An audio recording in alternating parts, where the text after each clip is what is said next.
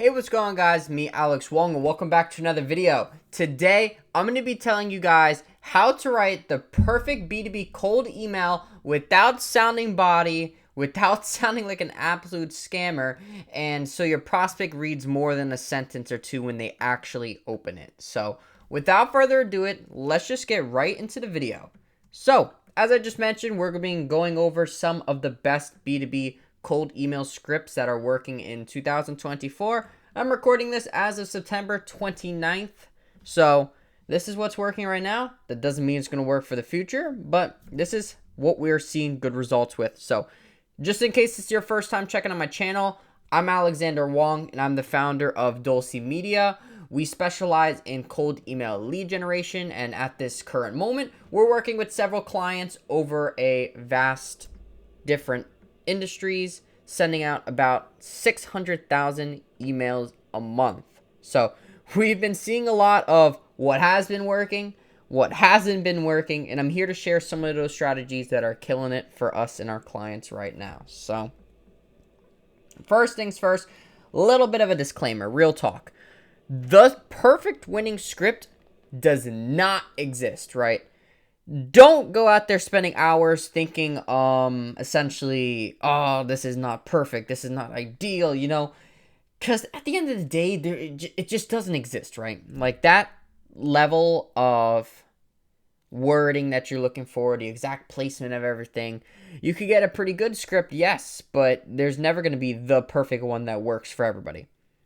Now, it all depends on your offer, your target audience, and how you want to approach it. So while I'll be sharing what's been essentially successful for me, don't box yourself into thinking that there's only one way to do it, right? So this is where you always need to experiment, mix things up, and find out what clicks for your specific situation, right? So there's nothing better that I've learned than actually going ahead and doing it and testing it, right?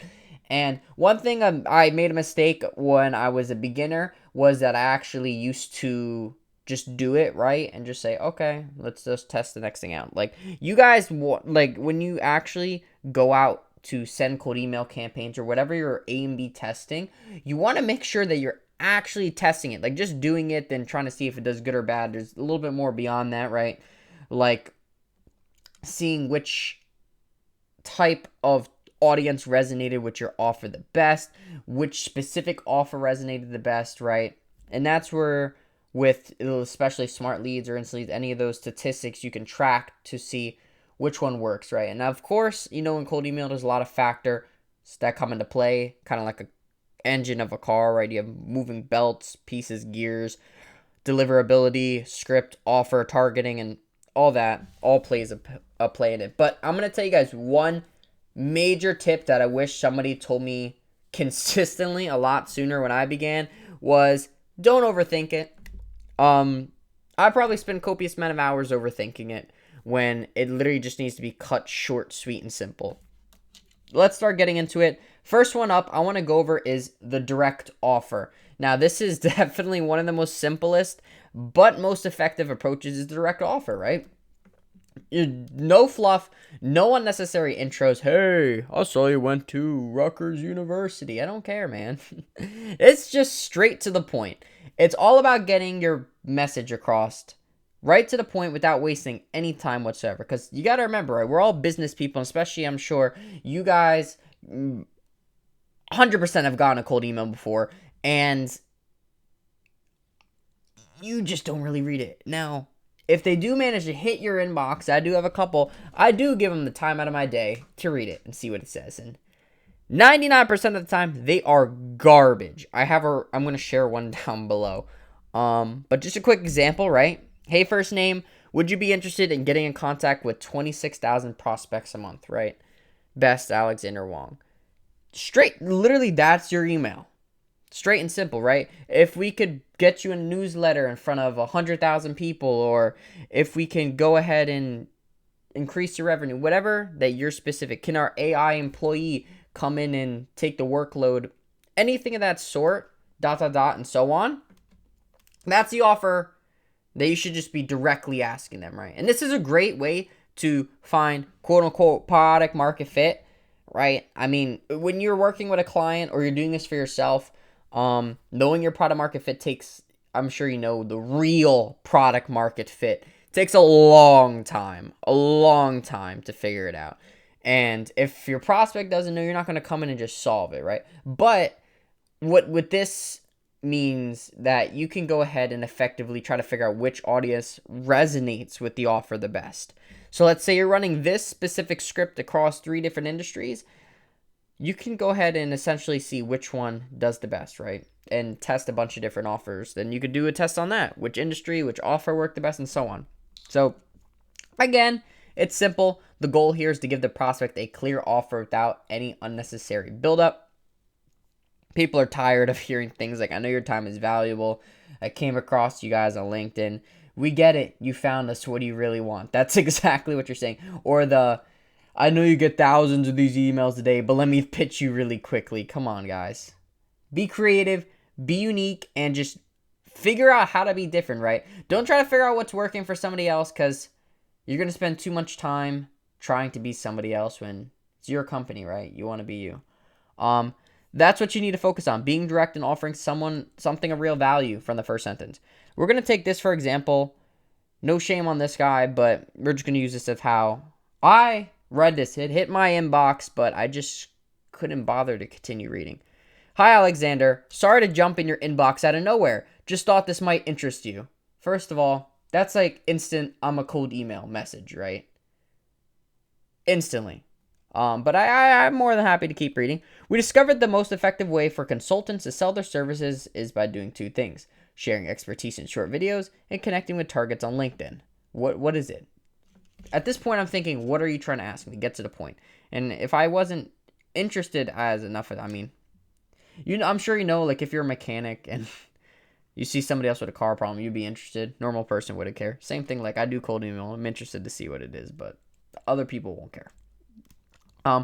It's simple. Videos build trust, and LinkedIn outreach puts you in front of the right people.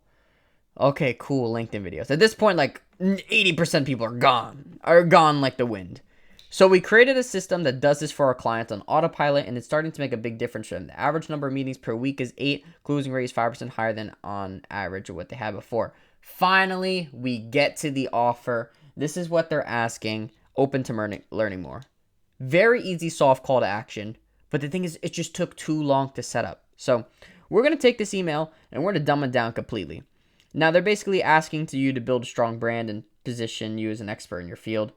Also, they create sales, marketing strategies, all that cool stuff. But instead of getting right to the point, it started with sorry to hump in your inbox. Okay, that's a typo. Followed by a bunch of irrelevant stuff after. By the time they got to the offer, they already lost the interest, right? As I just said. So if they said something like, hey, Alex, we built a system that books you 8+ meetings a week with a higher closing rate than you usually had, would you be interested in learning more, right? That's straight to the point.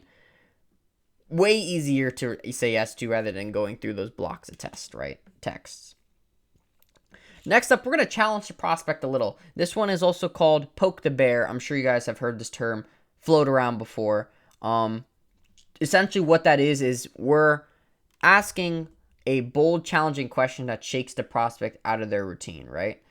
Instead of just pitching something, you're just making them actually use their brain a little bit to think and say, why am I not doing this? Or why haven't I tried this? Or do I have a problem with this, right? You kind of start to generate those questions in their head as they read your email. That's what you want it to do.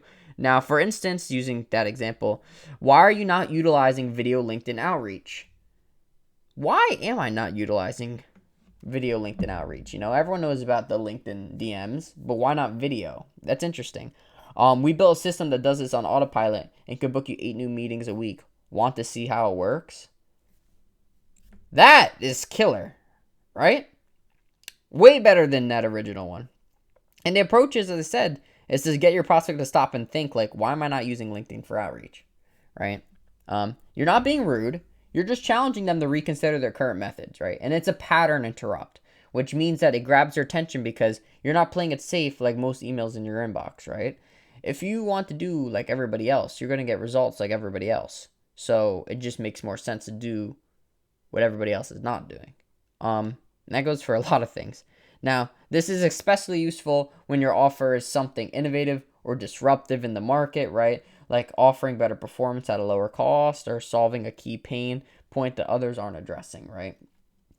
So if you have something unique like that, then it's definitely a great offer to run through.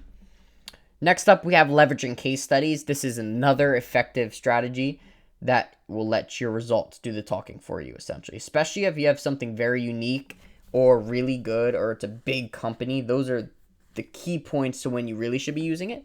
But yeah, if you've already delivered great results for a company similar to the ones you're emailing, make that the core of your message, right? So, hey, first name, we just helped Ryan from Master Lead Gen. I just made this up, but book an additional 8 calls a week and increase his closing rate on these by 5% using our LinkedIn autopilot video system. Interested in learning how we could help Dulce Media achieve the same? Best Alexander, right? I mean, I'm spitting these up off the top of my head right before I recorded this, but I hope you could get the idea of what we're going for, right? Essentially, right, we help Ryan from Master Lead Gen book an additional 8 calls a week and increase his closing rates by 5% using our LinkedIn autopilot video system. Kind of makes you also think, like, what the heck is the LinkedIn autopilot video system? Interested in learning how we could help Dulce Media achieve the same, right? I mean, honestly, looking back at this, I'd rewrite it a little bit of a softer call to action. But the whole general point is that you're trying to leverage a case study from a client that you work with, right? And if you're new out there, I would definitely not recommend lying. Do not do that.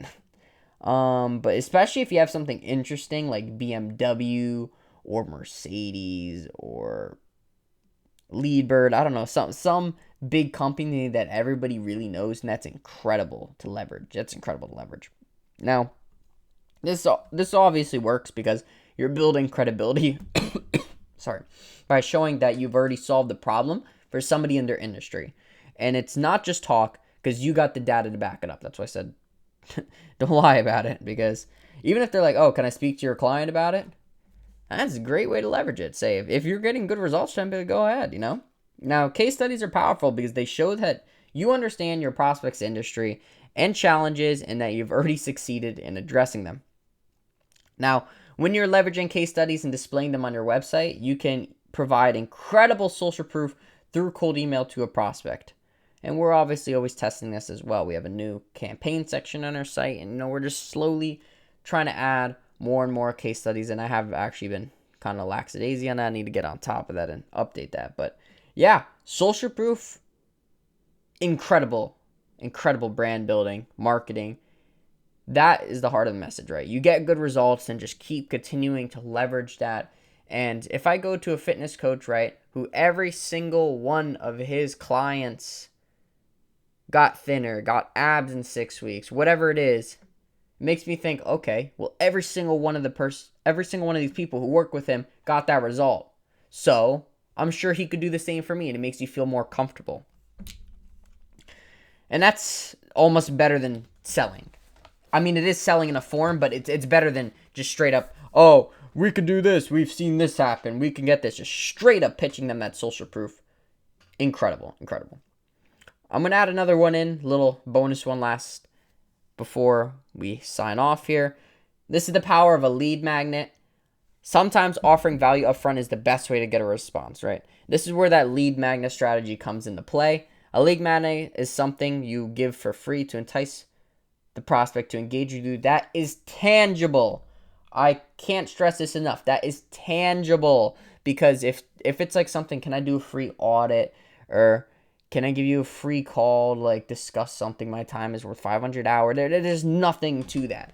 Absolutely nothing. If a client saw that, they're thinking this is not. I'm not missing out on anything.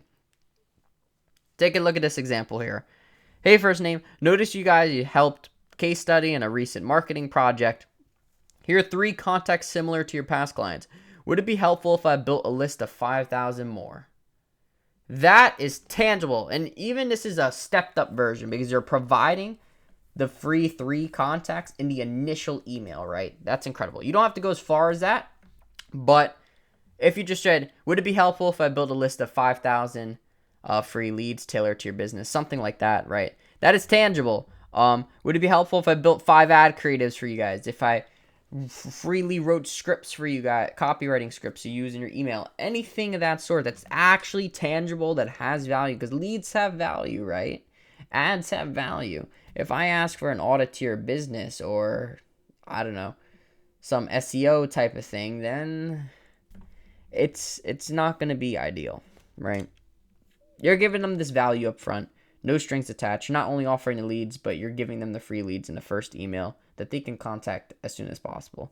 If they find it helpful, they're more likely to open that door to a conversation with you, and this builds trust and shows you're genuinely interested in helping them out before asking for anything in return. And that's essentially all there is. This document will be in the description down below. You guys can check that out, as well as if you are looking to have cold email done for you, if you're a B2B service-based business and you want qualified sales calls on your calendar, let's set up a free outbound audit. We'll review your business, discuss acquisition strategies, and share outreach ideas on how you can be improving, and it's potentially how we can help you go ahead and automate that entire system for you. Worst case scenario, you walk away with invaluable advice, and in the best case, we begin to flood your calendar with a series of new sales opportunities. So that's all I have for today's video. Hope you guys enjoyed, and I'll see you guys in the next one. Have a good one.